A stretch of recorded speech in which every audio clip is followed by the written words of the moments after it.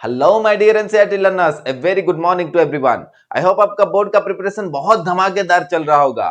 मेरा नाम है हसन और आज हम देखेंगे ऐसे इंपॉर्टेंट हॉट टॉपिक जिसका नाम है सेक्सुअल रिप्रोडक्शन। देखो बच्चों का दिमाग में मैं एंटायर बायोलॉजी का इंपॉर्टेंट और मोस्ट रिपीटेड क्वेश्चन लेके आ गया हूं, जो कि तुम मेरे डिस्क्रिप्शन में देख सकते हो और मेरे चैनल में विजिट करके तुम एंटायर बायोलॉजी का इंपॉर्टेंट क्वेश्चन देख सकते हो। तो इसके बाद लेके आया जाएगा केमिस्ट्री के बारे में, फिर लेके आया जाएगा फिजिक्स के बारे में। इसके थ्रू तुम्हें एंटायर साइंस का सिलेबस कवर अप हो जाएगा। तो ये वीडियो क्या रहता है, नॉन बुकिश मेथड रहता है, तो इजीली तुम ईयरफोन लगा के एंटायर सिलेबस को रिवाइज कर सकते हो। और क्या होता है, बच्चे इस टॉपिक को पूछने में भी बहुत हिचकिचाहट करते हैं, लेकिन आज के इस वीडियो में तुम्हें एंटायर नॉलेज हो जाएगा मेल रिप्रोडक्टिव सिस्टम और फीमेल रिप्रोडक्टिव सिस्टम का फंक्शन क्या है, यह होता क्या है। देखो एग्जाम में इसमें लॉन्ग में भी आ सकता है, शॉर्ट फॉर्मेट में भी आ सकता है, लेवलिंग डायग्राम का फॉर्मेट में भी आ सकता है। तो अभी हम शुरुआत करते हैं, सेक्सुअल रिप्रोडक्शन होता क्या है। देखो मेल गेमिट और फीमेल गेमिट का फ्यूजन से जाइगोट बनता है, फिर जाइगोट लेटर ऑन जाके न्यूबॉर्न बेबी को बनाता है, इतना तो हमें पता है। तो हम आज देखेंगे ये जो मेल गेमिट है ये कैसे फॉर्मेशन होता है ह्यूमन बॉडी में, और जो फीमेल बॉडी है वो कैसे फॉर्मेशन होता है, और दोनों का फ्यूजन कैसे होता है, फर्टिलाइजेशन कैसे होता है, फिर प्रेगनेंसी, फीटस, ये सारे चीजों के बारे में, फिर उसका डिजीज जो रहता है एड्स के बारे में, एचआईवी के बारे में, ये एंटायर टॉपिक हम कवर अप कर देंगे एक सिंगल वीडियो में। तो तुम आराम से ईयरफोन लगा के बैठो और चलो शुरुआत करते हैं इस वीडियो को। तो ये रहा एंटायर मेल रिप्रोडक्टिव सिस्टम का क्रॉस सेक्शन, ठीक है, जिसमें कि सबसे ऊपर है यूरिनरी ब्लैडर जिसमें यूरिन स्टोर होता है। उसके बाद आ गया यूरेथ्रा जो कि स्पर्म और यूरिन निकलने का रूट है। तो मेल में स्पर्म और यूरिन एक ही रूट से निकलता है, ये चीज याद रख लेना। फिर प्रोस्टेट ग्लैंड, फिर वास डिफरेंस, टेस्टिस और स्क्रूटम। टोटल 6 तो लेबलिंग डायग्राम है मेल रिप्रोडक्टिव सिस्टम का, जिसको तुम्हें याद रखना है। और एक चीज छूट गया है जो कि मैं यहाँ नीचे लिख दिया हूं, सेमिनल वेसिकल। तो इसका भी काम हम देखेंगे आगे चल के वीडियो में। तो चलो शुरुआत करते हैं entire mail reproductive system function कैसे करता है। तो ये रहा सबसे ऊपरी लेयर जिसको बोला जाता है स्क्रूटम, ठीक है। स्क्रूटम क्या रहता है, स्क्रूटम आउटर कवरिंग है मेल रिप्रोडक्टिव ऑर्गन का। तो स्क्रूटम के अंदर क्या रहता है, a pair of testis, mark my word, मैं क्या बोला, ए पेयर ऑफ टेस्टिस। तो एनसीईआरटी में क्या दिया गया है, ए पेयर दिया गया है, नॉट टू, ठीक है, दो नहीं या दो पेयर नहीं, दो पेयर लिख देने से वो चार बन जाएगा। तो इसमें क्या लिखोगे तुम, a pair of testis present है कहां पर, मेल रिप्रोडक्टिव सिस्टम में, ठीक है। वैसे ही फीमेल में भी a pair of ovary present है, तो वैसे ही मेल में क्या होता है, ए पेयर ऑफ टेस्टिस रहता है, यही मेन मिशन है, इसके अंदर ही फॉर्मेशन होता है स्पर्म का, ठीक है। तो स्पर्म यहां पर फॉर्म हो गया, फॉर्म होने के बाद स्पर्म का निकलने का रूट कौन सा रहेगा, ये वास्ट डिफरेंस हो गया उसका रूट, जिसके थ्रू स्पर्म बाहर निकलेगा, ठीक है। कहां से बाहर निकलेगा, स्क्रूटम से। स्क्रूटम से बाहर निकलने वाला रूट का नाम है वास्ट डिफरेंस, ये चीज याद रखना। अब वास्ट डिफरेंस होता क्या है, देखो वास्ट डिफरेंस हमें तो पता चल गया, ये एक रूट है जिसके थ्रू जिसके थ्रू टेस्टिस से स्पर्म बाहर निकलता है। तो अगर हम क्या करें, अगर हम ये रूट को क्लोज कर दें, अगर हम ये रूट को क्लोज कर दे तो यहाँ तो स्पर्म बनेगा, वो टेस्टोस्टेरोन हार्मोन रिलीज होगा, स्पर्म बनेगा, स्पर्म बनेगा, लेकिन स्पर्म यहाँ से बाहर नहीं निकल पाएगा क्योंकि यहाँ पर रूट क्लोज हो जाएगा। तो ये क्या होता है, इंटरकोर्स, ये सारी प्रोसेस सेम रहते हैं, लेकिन क्या होता है इसमें, ये जो वास्ट डिफरेंस को अगर हम कट कर दे तो कट कर देने से इसमें फर्टिलाइजेशन और नहीं होगा क्योंकि मेल का स्पर्म बाहर जा नहीं पाएगा। तो इस प्रोसेस को ही बोला जाता है वासाक्टोमी, ठीक है। तो मेल में फैमिली प्लानिंग को क्या बोला गया, वासाक्टोमी। ऐसे ही हम देखते हैं जैसे सिप्स और बुल में, जिसमें कि कट कर दिया जाता है, ठीक है। तो ये रहता है entire reproductive system male part का, जो कि हम देखें स्क्रूटम आउटर कवरिंग, उसके अंदर a pair of testis present रहता है, जिसमें कि क्या बनता है, स्पर्म बनता है, ठीक है। तो स्पर्म जाने का रूट को बोला गया वास्ट डिफरेंस, वास्ट डिफरेंस के थ्रू स्पर्म बाहर निकलेगा, ठीक है। कहां से बाहर निकलेगा, स्क्रूटम से बाहर निकलेगा। तो अगर हम इसका ऑपरेशन नहीं कर दे तो इसको ही बोला जाता है वासाक्टोमी, ठीक है। वास का ऑपरेशन करके कट कर दिया गया, इसीलिए इसे बोला गया वासाक्टोमी, समझ गए। तो वास यहां तक पहुंच गया। अभी हम देखते हैं यहां पर एक वर्ड लिखा है prostate gland.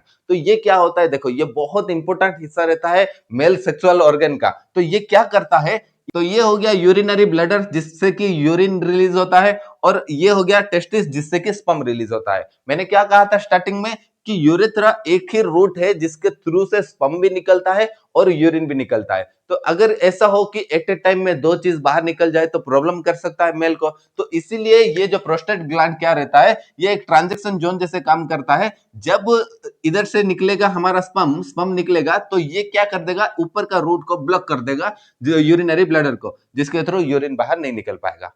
And vice versa, जब यूरिन बाहर निकलता है तो वो स्पर्म जब यूरिन बाहर निकलता है तो वो स्पर्म का रूट को क्लोज कर देता है। यही काम है प्रोस्टेट ग्लैंड का।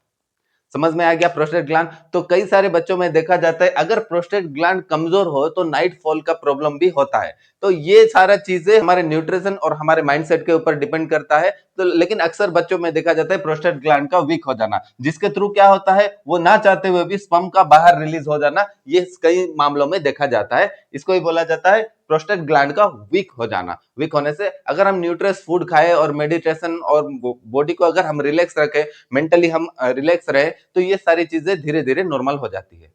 हो गया, कंप्लीट हो गया। तो ये था हमारे प्रोस्टेट ग्लैंड के बारे में। फिर आगे यूरेथ्रा, तो पता है एक ही सिंगल ओपनिंग रहता है जिसके थ्रू स्पर्म निकलता है और यूरिन भी पास होता है। तो ये एंटायर स्ट्रक्चर हो गया जो कि तुम समझ गए। शुरुआत करते हैं पहले से, फिर से रिपीट करते हैं। Scrotum, outer covering, testis, a pair of testis रहता है जिसमें स्पर्म बनता है। वास्ट डिफरेंस जो कि रूट रहता है स्क्रूटम से बाहर निकलने का, और इसका ऑपरेशन को ही वासक्टोमी बोला जाता है। प्रोस्टेट ग्लैंड ये ट्रांजिशन जोन है, जब यूरिन आएगा तो ये स्पर्म का रूट को ब्लॉक कर देगा, और जब स्पर्म आएगा तो यूरिन का रूट को ब्लॉक कर देगा। अब अभी हम देखते हैं कितना इंपॉर्टेंट बुलेट पॉइंट जो कि मैं लिखा हूं और एग्जाम में तुम्हें ये बहुत हेल्प करेगा। तो ये बुलेट पॉइंट क्या है देखो। तो मेल रिप्रोडक्टिव सिस्टम स्टार्ट होता है कहां से? ए पेयर ऑफ टेस्टिस से। तो शुरुआत करना ए पेयर ऑफ टेस्टिस।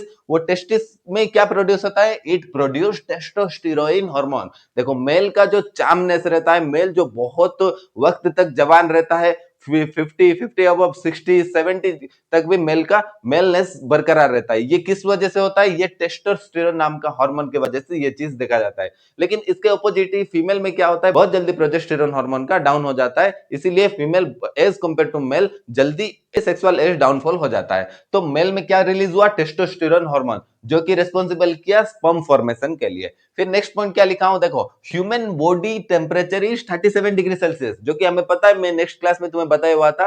अगर हम सेल्सियस से मेजर करें तो ह्यूमन बॉडी का टेम्परेचर 37 डिग्री सेल्सियस रहता है, क्योंकि इसमें ब्लड का फ्लो होता है। ठीक है, एक चीज का फ्लो होना, इसके वजह से फ्रिक्शन होता है, फ्रिक्शन की वजह से हमारा बॉडी हीट रहता है। तो ये कितना रहता है? 37 डिग्री सेल्सियस। लेकिन testis is required 35 degree Celsius. हमारे टेस्टिस को क्या चाहिए? 2 डिग्री सेल्सियस लेस टेम्परेचर चाहिए as compare to body temperature. इसीलिए मेल रिप्रोडक्टिव सिस्टम बॉडी से बाहर रहता है, क्योंकि वो हल्का सा ठंडा रहे, जिसके वजह से स्पर्म का फॉर्मेशन इजीली हो। तो टेस्टिस क्या रहता है? 2 डिग्री, ये -2 नहीं है, ये 2 डिग्री लेस है। तो 2 degree temperature as compare to body, 2 degree temperature कम रहता है हमारे टेस्टिस का, जिसके थ्रू क्या होता है कि स्पर्म बनना बहुत आसान हो जाता है। तो स्पर्म के लिए कितना डिग्री सेल्सियस चाहिए? 35 डिग्री सेल्सियस। अच्छे से याद रखे रहना, ये चीज बहुत इंपॉर्टेंट है। तो फिर अभी देखो, ये हो गया एंटायर स्पर्म का डायग्राम कैसे रहता है। ये पहला हो गया हेड पार्ट, फिर हो गया ये मिडिल पर्सन, फिर देन आ गया टेल। तो ये हेड पार्ट क्या रहता है? पार्ट में सबसे इंपॉर्टेंट चीज रहता है न्यूक्लियस, जो कि जेनेटिक इंफॉर्मेशन ट्रांसफर करता है from father to their offspring. हो गया न्यूक्लियस, क्योंकि न्यूक्लियस में डीएनए प्रेजेंट रहता है। तो ये हेड पार्ट ही बहुत इंपॉर्टेंट है ये एंटायर स्पर्म का। तो ये पार्ट का काम क्या है देखो। मिडिल पार्ट का काम है, मिडिल पार्ट में रहता है माइटोकॉन्ड्रिया, जो कि एनर्जी प्रोवाइड करता है इसको सर्वाइव करने के लिए।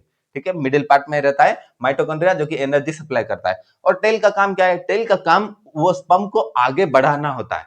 ठीक है, स्पर्म को आगे कौन बढ़ाता है, मूव कराता है? देखो पहले तो वेजाइना में एंट्री हो जाता है स्पर्म का, वजाइना के बाद से वो ट्रैवल करके एग तक पहुंचने के लिए उसको बहुत वक्त लग जाता है। तो वो ट्रैवल किसके थ्रू करता है? टेल के थ्रू करता है, जो कि आगे चल के हम वीडियो में देखेंगे। तो पता चल गया हेड पार्ट में क्या रहता है? न्यूक्लियस रहता है। और मिडिल पार्ट में क्या रहता है? माइटोकॉन्ड्रिया, जो कि एनर्जी सप्लाई करता है। टेल पार्ट क्या करता है? आगे मूव कराता है। हो गया इतना। अभी हम नेक्स्ट पॉइंट देखेंगे। Sperm life is 82 days. देखो ह्यूमन बॉडी में स्पर्म कितना दिन रहता है? 82 डेज तक रहता है। जैसे फीमेल में 28 डेज का साइकिल रहता है, वैसे ही मेल में 82 डेज तक स्पर्म रहता है। उसके बाद स्पर्म का क्या होता है? वो ऑटोमेटिक बॉडी में डिसॉल्व हो जाता है, मेल बॉडी में, अगर वो इजैकुलेट नहीं हुआ तो 82 डेज के बाद वो स्पर्म हमारे बॉडी में ऑटोमेटिकली मेल बॉडी में डिसॉल्व हो जाता है। लेकिन यहां पर मैं और क्या लिखा हूं? आउटसाइड ऑफ द बॉडी वो रहता है 15 से 20 मिनट तक सर्वाइव कर सकता है। अगर बॉडी से बाहर निकल जाए स्पर्म, उसका सर्वाइव कितना होगा? 15 से 20 मिनट, जो कि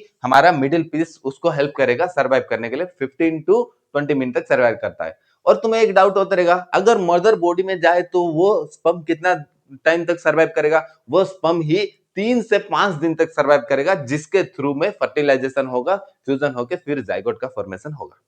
ठीक है, तो 3 to 5 डेज रहता है फीमेल का यूट्रस में, बॉडी के बाहर रहता है 15 to 20 डेज, और स्पर्म का एंटायर लाइफ साइकिल कितना रहता है 82 डेज के बाद, उसके बाद स्पर्म मेल बॉडी में ऑटोमेटिकली डिजोल्व हो जाता है। ठीक है, तो last and not the least बहुत इंपॉर्टेंट पॉइंट है जो कि सेमिनल वेसिकल है। तो इसके बारे में कुछ दिया गया नहीं है तुम्हारे बुक में, लेकिन इसका नाम दिया गया है सेमिनल वेसिकल। ये प्रेजेंट कहां रहता है, ये मेल रिप्रोडक्टिव पार्ट का यहां पर प्रेजेंट रहता है। तो इसका नाम से ही हमें पता चल रहा है सेमिनल वेसिकल।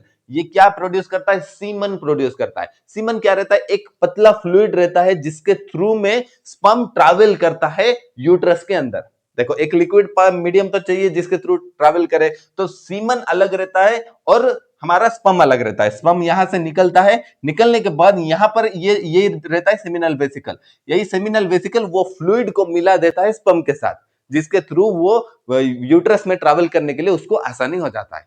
समझ में आ गया इतना? तो सेमिनल वेसिकल का काम क्या है, वो एक लिक्विड फ्लूइड प्रोवाइड करता है जिसके थ्रू स्पर्म का ट्रैवल करना आसान हो जाता है। तो यही था एंटायर मेल रिप्रोडक्टिव सिस्टम के बारे में।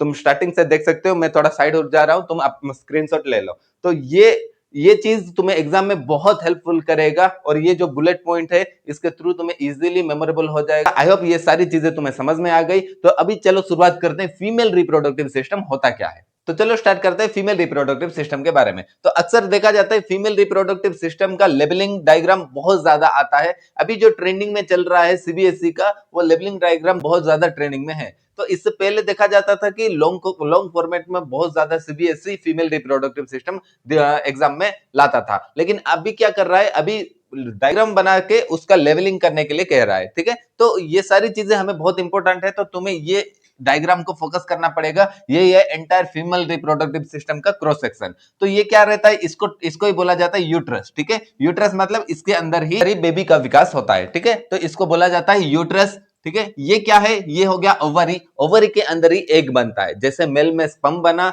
जो कि मेल का जेनेटिक इंफॉर्मेशन ट्रांसफर किया, वैसे ही फीमेल में क्या बनता है, एग बनता है। किसमें बनता है, ओवरी में। वहां टेस्टिस में बना था स्पर्म, यहाँ ओवरी में बनेगा एग। ठीक है, एग बनता है, फिर वो एग यहां पर आएगा। तो इसको क्या बोला जाता है, इसको ही बोला जाता है फेलोपियन ट्यूब। ठीक है, फेलोपियन ट्यूब, ये जो ट्यूब को ही बोला जाता है फेलोपियन ट्यूब। तो इसको बोला गया ओवरी। ओवरी के अंदर क्या बना, एग बना। ठीक है, वो एग कहां पर आया, वो एग आया फेलोपियन ट्यूब में। फर्टिलाइजेशन फेलोपियन ट्यूब में ही होता है। कैसे होता है, देखो एंटायर प्रोसेस में 3 सेक्शन कर दिया हूं। पहला सेक्शन में हम पढ़ेंगे मेंस्ट्रुअल साइकिल, दूसरा सेक्शन में हम पढ़ेंगे प्रेगनेंसी, और थर्ड सेक्शन में हम पढ़ेंगे रिप्रोडक्टिव हेल्थ के बारे में। तो ये बेसिक इंफॉर्मेशन है कि यूट्रस कैसे रहता है और फीमेल रिप्रोडक्टिव का एक्चुअल स्ट्रक्चर कैसे रहता है। तो इसको बोला गया यूट्रस, जो कि ये सिस्टम है जिसके अंदर बेबी रहता है। तो ये हो जाता है फेलोपियन ट्यूब, और ये ओवरी जिसके अंदर एग प्रोड्यूस होता है। तो ये हो गया सर्विक्स रीजन, जहां से यूट्रस का शुरुआत होता है, फिर लास्ट आ गया वेजाना, यही हो जाता है ओपनिंग। जो एंट्री है, जो पासेज है, जिसके थ्रू स्पर्म जाता है, स्पर्म जाके फर्टिलाइजेशन करता है। हो गया क्लियर इतना? तो अभी देखो यहां पर मैं कितना पॉइंट लिखा हूं। Egg is larger cell of human. तो ह्यूमन बॉडी का सबसे बड़ा सेल माना जाता है। ये चीज याद रखे रहना, सबसे लार्जेस्ट सेल होता है एग। ठीक है, एग कहां पर प्रोड्यूस हुआ, ओवरी में एग प्रोड्यूस हुआ, जो कि सबसे लार्जेस्ट सेल हो गया। फिर हार्मोन्स, तो फीमेल में 2 टाइप का मेजर हार्मोन रहता है, एक है एस्ट्रोजन, दूसरा है प्रोजेस्टेरॉन। तो एस्ट्रोजन हार्मोन क्या करता है, उसका मेंस्ट्रुअल साइकिल को स्टार्ट करता है at the time of puberty. तो बच्चों में प्यूबर्टी कब आता है, ये तुम्हारा एज ही प्यूबर्टी एज माना जाता है। ये एज स्टार्ट कहां से होता है, 11 से लेके 18 साल तक, इसको ही बोला जाता है प्यूबर्टी एज। इसमें ही तुम्हारा सेक्स ऑर्गन सब कंप्लीटली डेवलप होता है, जिसके थ्रू तुम फ्यूचर जनरेशन को बनाने के लिए सक्षम होते हो। तो हार्मोन्स फीमेल में क्या क्या रहता है, एस्ट्रोजन, दूसरा है प्रोजेस्टेरॉन। एस्ट्रोजन हार्मोन ही मेन क्या करता है, मेंस्ट्रुअल साइकिल को स्टार्ट करता है। एस्ट्रोजन हार्मोन स्टार्ट किया मेंस्ट्रुअल साइकिल को और मेंसुरेशन को। ये क्या है, अब हम देखते हैं आगे चल के वीडियो में। ठीक है, फिर नेक्स्ट आ गया प्रोजेस्टेरॉन। प्रोजेस्टेरॉन हार्मोन ये बहुत ही ज्यादा रोल प्ले करता है at the time of pregnancy के टाइम में। प्रेगनेंसी के टाइम में बच्चों को नरिशमेंट देना, प्रेगनेंसी के टाइम में वजाइनल एरिया को लूज करना, तो ये सारी चीजें, मसल को लूज करना, ये सारी चीजें प्रोजेस्टेरोन हार्मोन करती है। समझ में आ गया इतना? एस्ट्रोजन होता है मेंस्ट्रुअल साइकिल को स्टार्ट करेगा और प्रोजेस्टेरोन हार्मोन प्रेगनेंसी हार्मोन माना जाता है। फिर लास्ट देखो ये क्या बोला, इलास्टिक इन नेचर। ये एंटायर सिस्टम ना, ये एंटायर सिस्टम इलास्टिक रहता है। मतलब देखो धीरे धीरे माँ का पेट फूलेगा, तो बच्चा अंदर ग्रो होने से धीरे धीरे माँ का पेट फूलता है। इसका मतलब पेट नहीं फूलता, हमारे पेट में स्मॉल इंटेस्टाइन लार्ज इंटेस्टाइन है, ये नहीं फूलता। तो ये लोअर एब्डोमिनल रीजन में रहता है। तो ये क्या है, यूट्रस का धीरे धीरे स्वलन होना। जैसे जैसे बच्चा अंदर ग्रो होगा वैसे यूट्रस क्या होगा, धीरे धीरे स्वलन होगा, जिसको बोला जाता है इलास्टिक इन नेचर रहता है किसका, यूट्रस का। तो ये समझ में आ गया। अब हम देखते हैं मेंस्ट्रुअल साइकिल कैसे रहता है, कितना डेज का रहता है और इसमें क्या क्या होता है। तो चलो अब हम देखते हैं मेंस्ट्रुअल साइकिल होता क्या है। देखो फीमेल में टोटल 28 डेज का साइकिल चलता है, किसका ऊपर नीचे हो सकता है, लेकिन यूजुअली माना जाता है 28 डेज का साइकिल फीमेल में चलता है। 28 डेज जिसको कि हम 4 वीक भी बोलते हैं। अब ये मेंस्ट्रुअल साइकिल होता क्या है, देखो तो ये रहा ओवरी। ओवरी दो साइड है हमें पता है, इसको भी बोला जाता है a pair of ovary present in female. ठीक है, a pair of ovary present in female. तो इसमें क्या होता है, तो हर महीने अल्टरनेट ओवरी में एग प्रोड्यूस होता है। मतलब इस महीने ये साइड में ओवरी प्रोड्यूस हुआ। महीना का मतलब क्या है, देखो मैं बोला 28 डेज साइकिल, तो इसलिए इसे कहा जाता है कि नियरली एक महीना। ठीक है, तो मैं अभी महीना का ही प्रोनाउंस करूंगा तो तुम समझ जाना। ओवरी एक महीना इधर प्रोड्यूस करता है एग, दूसरे महीने में एग इधर प्रोड्यूस करता है, अल्टरनेट डे करता है। देखो मेल में क्या होता था, दोनों टेस्टिस में स्पर्म प्रोड्यूस होता था एक साथ, लेकिन फीमेल में ऐसे नहीं होता। फीमेल में एक साइड में एग प्रोड्यूस इस महीने हुआ तो दूसरे महीने नेक्स्ट महीने में ये साइड में एग प्रोड्यूस होगा। तो अभी देखो इमेजिन करो कि एग यहां पर प्रोडक्शन होना शुरू हुआ और यहां आके एग रुक गया। तो यहां पर एग कितना दिन रुकता है, टोटल 28 डेज एग यहां पर रुकता है। तो यहां क्यों रुका, यहां रुका कि स्पर्म का इंतजार किया। देखो अभी हम आगे चल के प्रेगनेंसी में देखेंगे कि फर्टिलाइजेशन कैसे होता है। तुम खाली इतना समझो कि एग यहां से निकल के फेलोपियन ट्यूब में आके इंतजार करेगा। किसका इंतजार करेगा, स्पर्म का इंतजार करेगा। तो ये चीज शुरुआत हो जाएगा कब से, ये चीज शुरुआत हो जाएगा 11-12 साल से, जब मैच्योरेशन का शुरुआत होगा। तो एग यहाँ के इंतजार किया, किसका इंतजार, स्पर्म का इंतजार किया। तो जिसके वजह से स्पर्म आएगा, स्पर्म आने के बाद क्या होगा, फर्टिलाइजेशन होकर बेबी होगा। इसीलिए यूट्रस के चारों तरफ एक थिक वाल्व हो जाता है, ब्लड और म्यूकस का लेयर हो जाता है। तो ये लेयर का काम क्यों है, देखो जब फर्टिलाइजेशन होगा ना, फर्टिलाइजेशन होकर जब एग यहां पर आएगा, एग यहां पर आने के बाद इसके साथ अटैच हो जाएगा, फीमेल बॉडी के साथ अटैच हो जाएगा।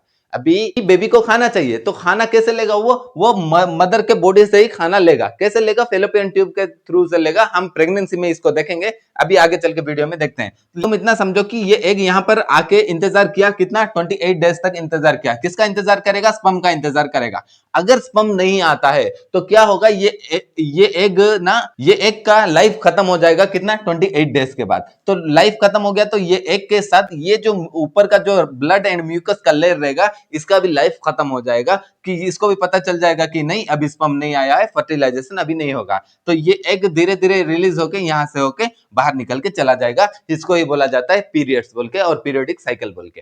हो गया, समझ में आ गया। तो यहां देखो मैं डायग्राम करके तुम्हें समझा दिया हूं कि कैसे होता है एक्चुअल पीरियोडिक साइकिल। तो 0 से लेके 28 डेज तक चलता है ये साइकिल, 0 से लेके 28 डेज तक चलता है। तो बीच का टाइम को बोला जाता है एग इज मैच्योर। देखो अभी एग बना, छोटे रहने के टाइम एग थोड़ी फर्टिलाइजेशन कर पाएगा, नहीं कर पाएगा। तो एग को मैच्योर होने के लिए टाइम लगता है। जैसे कि मेल के बॉडी में इजैकुलेशन के बाद स्पर्म प्रोड्यूस हो जाएगा, लेकिन वो स्पर्म को मैच्योर होने के लिए बहुत वक्त लगेगा। नियरली 1 to 2 वीक्स से ऊपर लग जाएगा, कहीं कहीं टाइम में 1 महीना भी लग जाएगा। इसके बाद स्पर्म मैच्योर होगा। देखो मैच्योर स्पर्म ही जाके जाइगोट फॉर्मेशन करने से एक हेल्दी बेबी बनता है। तो इसीलिए क्या होता है, फर्टिलाइजेशन का एक्चुअल सबसे मेन टाइम क्या रहता है, 14 डेज। पीरियोडिक साइकिल शुरू होके 14 डेज में एक पूरा मैच्योर कंप्लीटली डेवलप हो गया रहता है, पूरा मैच्योर रहता है। इस टाइम में जब स्पर्म आएगा और जब फर्टिलाइजेशन होगा तो जब चांसेस है कि बहुत हेल्दी बेबी बोर्न हो। लेकिन अगर हम इससे पहले करें, देखो ये जो 4 वीक है, 4 वीक को मैं अलग अलग डिवाइड कर दिया हूं तुम्हें समझने के लिए। तो पहला वीक को बोला जाता है सेफ पीरियड बोल के बोला जाता है। फर्स्ट वीक को क्या बोला जाता है, सेफ पीरियड। मतलब इसका मतलब क्या है, ये वक्त में 0 से लेकर 7 दिन में एग इतना मैच्योर नहीं हुए रहता है। तो इस वजह से जब स्पर्म आएगा इधर से और फर्टिलाइजेशन होगा और इसका स्टार्टिंग का 7 डेज चले रहेगा, फिर भी ये फर्टिलाइजेशन नहीं होगा। मतलब हो सकता है लेकिन चांसेस बहुत कम है फर्टिलाइजेशन ना हो। और जाके न्यूबॉर्न बेबी का शुरुआत ना हो। तो ये कहाँ रहता है? 0 से लेके 7 डेज में, क्योंकि यहाँ पर एक बहुत छोटा रहता है, मेच्योर नहीं हुए रहता है। तो एक मेच्योर का स्टेज कौन सा माना जाता है? 7 डेज से लेके 21 डेज, यही टाइम को बोला जाता है ओव्यूलेशन पीरियड।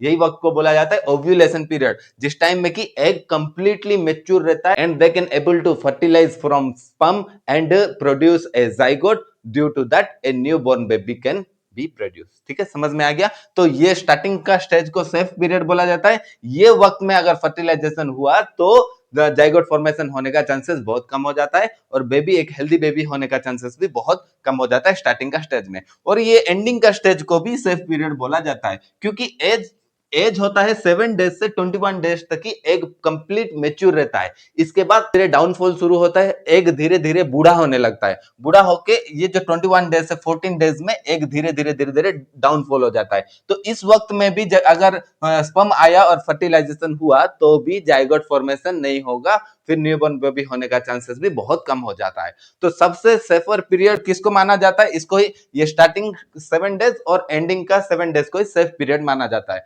मतलब स्टार्टिंग का 1 वीक, स्टार्टिंग का वीक और ये है एंडिंग का वीक को ही सेफ पीरियड माना जाता है। और बीच के पीरियड में अगर स्पर्म आता है तो इसमें फर्टिलाइजेशन होके जाइगोट फॉर्मेशन होने का चांसेस बहुत ज्यादा बढ़ जाता है। तो यही था फीमेल का मेन्स्ट्रुअल साइकिल, जो कि 28 डेज का चलता है। इसमें एक ब्लडी म्यूकस लेयर प्रोड्यूस होगा। ये म्यूकस लेयर जब ये एग बूढ़ा हो जाएगा, बूढ़ा होके ये एग जब निकल के वेजाइना के थ्रू से बाहर आएगा, उसके साथ ये ब्लडी डिस्चार्ज भी बाहर आ जाएगा। तो इसको डिस्चार्ज होने में भी नियरली 1 to 7 डेज का वक्त लगता है। ये चीज भी याद रखे रहना। क्यों ये क्यों रप्चर हो गया? क्योंकि इसका एज खत्म हो गया, तो ये भी रप्चर हो जाएगा। फिर नेक्स्ट मंथ क्या होगा? नेक्स्ट मंथ ये साइड प्रोडक्शन स्टार्ट होगा। प्रोडक्शन होकर नेक्स्ट मंथ इधर एग बना तो वो एग भी बना। तो वैसे ही यूट्रस क्या है? यूट्रस बेचारा पता नहीं कि स्पर्म आएगा कि नहीं आएगा, इसीलिए ये फुल्ली प्रिपेयर रहता है अपने बेबी को प्रोटेक्शन करने के लिए। तो इसीलिए वो अपने चारों तरफ फिर से ब्लडी लेयर बना देगा, जिसके वजह से फिर से यूट्रस में चारों तरफ एक थिक लेयर बन जाएगा। वो फिर अगर फर्टिलाइजेशन नहीं हुआ तो वो जाके फिर से डीजेनरेट हो जाएगा। तो ये देखो, तो ये डीजेनरेट क्यों होता है? बॉडी में एब्जॉर्ब क्यों नहीं हो जाता? ये एक वेस्ट मटेरियल है जो कि फीमेल बॉडी से निकलना जरूरी है। अगर फीमेल बॉडी में रुक गया ये वेस्ट मटेरियल तो यही फ्यूचर में जाके कैंसर का कॉज कर देगा और वेरियस इन्फेक्शन फीमेल का यूट्रस में कर देगा। तो ये आगे चल के बहुत प्रॉब्लमेटिक हो जाता है। तो इसीलिए अगर बहुत वक्त हो गया, पीरियडिक साइकिल एबनॉर्मल चल रहा है, तो तुम्हें डॉक्टर को दिखा के अच्छे से गायनिक को कंसल्ट कर लेना चाहिए।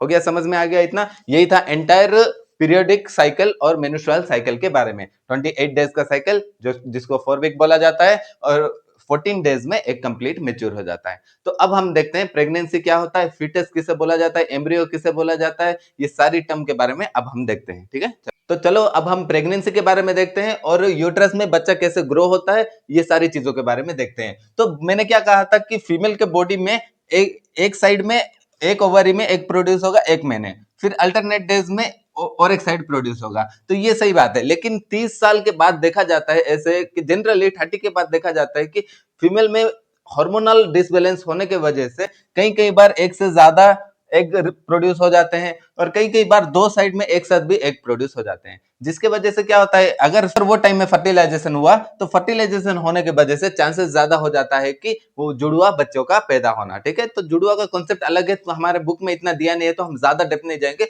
बस खाली तुम समझ जाओ कि क्या होता है कि फीमेल ओवरी में एक साइड में एग प्रोड्यूस हुआ, दूसरे साइड में अल्टरनेट डे व नेक्स्ट मंथ एग प्रोड्यूस होगा। तो पहले इधर प्रोड्यूस होता है। अब इमेजिन करो कि एग यहीं पर ही है। अब क्या होगा, इधर से स्पर्म आएगा, तो स्पर्म आके कहां तक पहुंचेगा? स्पर्म आके फेलोपियन ट्यूब होके फेलोपियन ट्यूब में आएगा, क्योंकि फेलोपियन ट्यूब में ही क्या रखा हुआ है? एग रखा हुआ है। ठीक है, स्पर्म को कैसे पता चला कि राइट साइड का ओवरी में ही एग प्रेजेंट है? ऐसा नहीं होता है। देखो तो कैसे होता है, स्पर्म आएगा, देखो मेल का बॉडी में मिलियंस ऑफ स्पर्म रहते हैं और फर्टिलाइजेशन होने के लिए मिलियंस ऑफ स्पर्म का जरूरत पड़ता है, उसमें कंपटीशन होके एक इंडिविजुअल जीतता है। ठीक है, तो यहां पर भी कंपटीशन है, याद रखे रहना। कंपटीशन जीतने के बाद ही तुम्हारा एग्जिस्टेंस हुआ है, तो तुम मिलियंस ऑफ द पीपल से कंपीट किए हो, मिलियंस ऑफ द स्पर्म से कंपीट करके आके फाइनली तुम्हें सिलेक्ट किया गया है, तुम फाइनल राउंड में पहुंचे हो एक के पास, तब जाके फर्टिलाइजेशन होने से तुम यहाँ देख रहे हो मेरा वीडियो को। ठीक है, नहीं तो तुम्हारा एग्जिस्टेंस ही नहीं रहता था। समझ में आ गया? तो कंपटीशन शुरुआत हो जाता है वर्म टू टर्म तक, ठीक है, मरने तक भी कंपटीशन रहता है। तुम compete नहीं करोगे तो सर्वाइवल ऑफ द फिटेस्ट नहीं रहोगे, जिसकी वजह से तुम्हारा एग्जिस्टेंस खतरे में आ सकता है। तो compete किए हो, तुम ऐसे मत सोचो कि तुम कोई आसान बंदे हो। तुम compete millions of the sperm से compete करके you are the survival of the fittest from all the millions of the sperm. तो ये चीज याद रखे रहना और उस हिसाब से अपना एग्जाम का प्रिपरेशन कंटिन्यू करना। तो यू आर द बेस्ट, ठीक है, ये चीज याद रखे रहना, यू आर द बेस्ट। हाँ, मैं तुम्हें ही बोल रहा हूं जो मेरा वीडियो को देख रहा है, यू आर द बेस्ट, ठीक है। चलो शुरुआत करते हैं। तो इसमें क्या होता है, देखो स्पर्म आएगा कहां पर, यूट्रस में आएगा। यूट्रस में आने के बाद स्पर्म रैंडमली चला जाएगा किधर, देखो पहले चला जाएगा कहां, सामने चला जाएगा। सामने तो एग नहीं है तो उसको कुछ भी नहीं मिलेगा, तो यहां जाके स्पर्म डेथ हो जाएगा। फिर कहां जाएगा, आधा स्पर्म इस साइड जाएंगे, आधा स्पर्म इस साइड जाएंगे। तो इस साइड में अगर एग रहा तो वही जुड़वा बच्चे बन जाते हैं, अगर एग नहीं रहा तो इस साइड में भी स्पर्म जाके डेथ हो जाएगा। फिर फर्टिलाइजेशन कहां होगा, फर्टिलाइजेशन जाकर फिर फैलोपियन ट्यूब में राइट साइड में हो जाएगा। हो गया, समझ में आ गया। तो मिलियंस ऑफ द पॉसिबिलिटी रहता है, वो एक पॉसिबिलिटी में तुम पैदा हुए हो। तो माय डियर स्टूडेंट, तुम अपने आप को कमजोर मत समझना, you are the survival of the fittest as compare to millions of the sperm, ठीक है। तो इधर से आ गया, ये चीज याद रखे रोज कि फर्टिलाइजेशन कहां पर होता है, फर्टिलाइजेशन फेलोपियन ट्यूब में होता है। फेलोपियन ट्यूब में फर्टिलाइजेशन, फर्टिलाइजेशन क्या है, मैं क्या बोला था, फर्टिलाइजेशन मेल गेमिट और फीमेल गेमिट मिलते हैं। देखो यहां पर क्या लिखा हूं, मेल गेमिट और फीमेल गेमिट मिलते हैं। मेल का एक सेल में 23 पेयर ऑफ क्रोमोसोम रहता है, वैसे ही फीमेल का 23 पेयर ऑफ क्रोमोसोम रहता है। वो क्रोमोसोम यहां से कितना आता है, 23 आके फिर ये बन जाता है 23 पेयर, ठीक है। मतलब फादर से आधा जेनेटिक इंफॉर्मेशन आया, मदर से आधा आके तुम्हारा जाइगोट बन गया, जो कि तुम एक सेल कहा गया। तो ये सेल ही फिर कंटिन्यूअस डिवीजन होके फिर जाके एक न्यूबॉर्न बेबी को बनाता है। तो ये जो 9 मंथ का साइकिल है, ये कैसे चलता है अब हम थोड़ा देख लेते हैं। देखो, तो मेल और फीमेल फ्यूज होके क्या बना, जाइगोट बना। जाइगोट के बाद एम्ब्रियो स्टेज किसे कहा जाता है, 2 महीने तक उसको एम्ब्रियो बोला जाता है। एम्ब्रियो का मतलब ऐसा स्टेज जिस स्टेज में कि तुम पहचान ना पाओ इधर वो ह्यूमन का बेबी है और अदर एनिमल का बेबी है। तो इसमें हम कोई भी स्पेसिफिक फेस रूप बच्चों का डिसाइड नहीं हुए रहता, कोई सा भी बेबी का। तो इसलिए इसको एम्ब्रियो स्टेज कहा जाता है। एम्ब्रियो स्टेज में हम आइडेंटिफाई नहीं कर सकते हैं कि ये ह्यूमन का बच्चा है या किसी और एनिमल का बच्चा है। तो फिर क्या होता है, 2 महीने से बाद से लेके 9 महीने तक, 2 मंथ से 9 मंथ तक, जब तक बच्चा मदर के वम में रहता है तब तक उसको क्या बोला जाता है, फीटस। ये फीटस क्या स्टेज है, इस स्टेज के बाद से ही हमें पता चल जाता है कि हाँ ये इंसान का बच्चा है। इंसान का बच्चा है तो ढांचा ऐसे होगा, अगर कोई और जानवर का बच्चा है तो उसका 4 पैर होगा, उस हिसाब से उसका ढांचा बनेगा। तो इस ये फीटस स्टेज में हमें पता चल जाता है कि ये किस चीज का बच्चा है। तो एम्ब्रियो स्टेज तक हम आइडेंटिफाई नहीं कर सकते ये ह्यूमन का बच्चा है या किसी और का बच्चा है। तो समझ में आ गया, यहां से गया स्पर्म, इधर आके फर्टिलाइजेशन हुआ, फर्टिलाइजेशन होके यहाँ continuous mitosis meiosis cell division होके ये चीज आएगा। तो यहाँ पर तो बच्चा नहीं बड़ा हो जाएगा ना, देखो कई केस में ये यहाँ पर भी होता है, फेलोपियन ट्यूब में भी बच्चा यहाँ पर ही रुक के यहाँ पर ही कंटिन्यूअस डिवीजन हो जाता है, जो कि मदर को आगे चल के प्रॉब्लम करता है। इसके बाद मदर को एबॉर्शन करना पड़ता है इस चीज को। तो फेलोपियन ट्यूब में भी कई बार बच्चों का ग्रो हो जाना देखा जाता है, ठीक है। तो एक नॉर्मल हेल्दी मदर का बात करें तो यहाँ जाइगोट फॉर्मेशन हुआ, फिर वो जाइगोट, ये जो जाइगोट बना, ये जाइगोट धीरे धीरे आके यहाँ पर आके जो मदर का यूट्रस है, यूट्रस में अटैच हो जाएगा, ठीक है। अटैच होने के वजह से, अटैच क्यों हुआ, मैं कहा था अटैच होने का वजह क्या है कि वो मदर का बॉडी से फूड एंड न्यूट्रिशन एब्जॉर्ब करेगा, जिसके थ्रू वो धीरे धीरे धीरे धीरे उसका कंटिन्यूअस सेल डिवीजन होकर वो ग्रो होगा।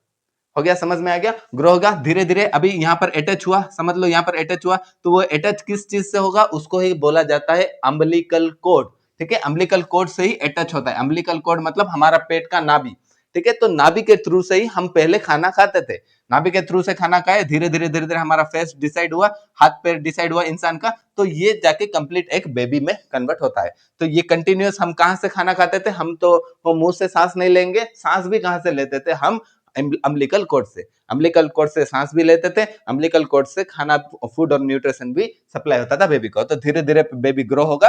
बेबी ग्रो होने के बाद वो में जो बोला था प्रोजेस्टेरॉन हार्मोन, वो प्रोजेस्टेरॉन हार्मोन यहाँ का मसल को लूज करेगा, लूज करने की वजह से बेबी डिलीवरी हो जाएगा। तो यही रहता है एंटायर प्रोसेस फीमेल में प्रेगनेंसी को रिलेटेड। तो इसमें और एक चीज हमारे लड़कों को मैं बताना चाहता हूं कि माय डियर बॉयज, तुम पैदा होने के साथ साथ मेल नहीं बन गए, अपने आप को ज्यादा प्राउड फील मत करना, तुम भी पहले एक लड़की थे, ठीक है। तो लड़की थे फिर जाके तुम लड़का बने हो। देखो ये ऐसे क्यों होता है, पहला मंथ से लेके 1 मंथ से 3 मंथ तक हमारा बॉडी का वेरियस इंपॉर्टेंट ऑर्गन बनता है, जैसे कि हार्ट बनना, जैसे कि ब्रेन बनना, जिसके थ्रू बॉडी का कंटिन्यूस बॉडी का विकास होता है, डेवलप होता है। उसके बाद जाके हमारा सेक्स ऑर्गन डिसाइड होता है कि ये मेल होगा कि फीमेल होगा। वो सेक्स ऑर्गन देखने से पता चलता है, डॉक्टर को पता चल जाता है कि उसके बाद कि ये मेल होगा कि फीमेल होगा। तो तब तक माय डियर बॉयज, तो तुम भी एक लड़की ही थे।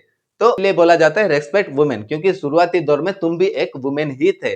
तो इसका साइन क्या है, ये पता कैसे चला? मेल में रहने वाला जो निप्पल है, निप्पल ही इसका बहुत बड़ा साइन है कि हम स्टार्टिंग के दौर में एक लड़की थे। एक मेल स्टार्टिंग के दौर में एक लड़की रहता है, 3 मंथ के बाद उसका सेक्सुअल कैरेक्टर डिसाइड होता है कि वो मेल जाएगा, मेल होगा कि फीमेल होगा। ठीक है, समझ में आ गया इतना? तो ये चीज को लेकर ज्यादा प्राउड मत करना कि तुम मेल हो। तो गर्ल्स तुम भी सुन ले रहना, अगर कोई लड़का कहे कि तुम कमजोर हो, तो तुम कह देना कि अरे भाई तुम भी स्टार्टिंग में एक लड़की ही थे। ठीक है, तो ये स्टार्टिंग का 3 मंथ में ऐसे होता है। फिर धीरे धीरे सेक्स ऑर्गन डिसाइड होता है। सेक्स ऑर्गन डिसाइड होने के बाद मेल और फीमेल डिटरमाइन होता है। फिर जाके क्या होता है, यहाँ अटैच हो गया, अटैच होने के बाद फिर ये नॉर्मल डिलीवरी होके वजाइनल रूट के थ्रू बाहर निकल जाएगा। तो ये चीज होने के लिए कौन रेस्पॉन्सिबल करेगा? उस हार्मोन का नाम ही होता है प्रोजेस्टेरोन हार्मोन। तो ये था एंटायर प्रेगनेंसी।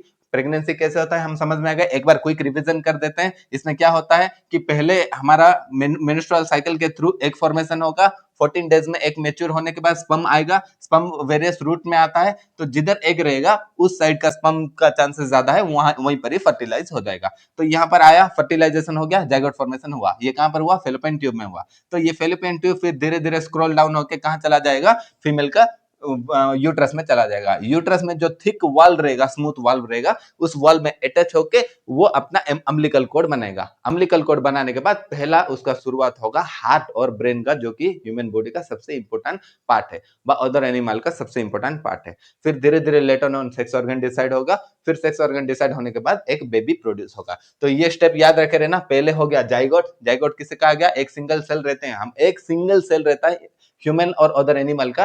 फिर उसमें कंटिन्यूस माइटोसिस मियोसिस डिवीजन होके एम्ब्रियो बनता है। एम्ब्रियो स्टेज किसे कहा गया? जिस स्टेज तक हमें पहचान नहीं पाते हैं कि ये ह्यूमन का बेबी है या किसी और जानवर का, उसको एम्ब्रियो कहा जाता है। एम्ब्रियो के बाद 2 मंथ से लेके 9 मंथ तक उसको ही बोला जाता है फिटस, जिसके थ्रू हमें पता चल जाता है कि ये किस एनिमल का बेबी है। तो फिटस कब कब तक कहा गया? 9 मंथ तक। फिर जब बच्चा मदर का वंश से बाहर निकलेगा तब ही बोला जाएगा उसे बेबी। हो गया, समझ में आ गया इतना? तो यही था एंटायर प्रेगनेंसी के बारे में। इसके बाद हम रिप्रोडक्टिव हेल्थ के बारे में भी डिस्कशन करेंगे कि ये होता क्या है, एचआईवी एड्स, ये सारी चीजें होते क्या है। ठीक है, तो चलो शुरुआत करते हैं ये सब।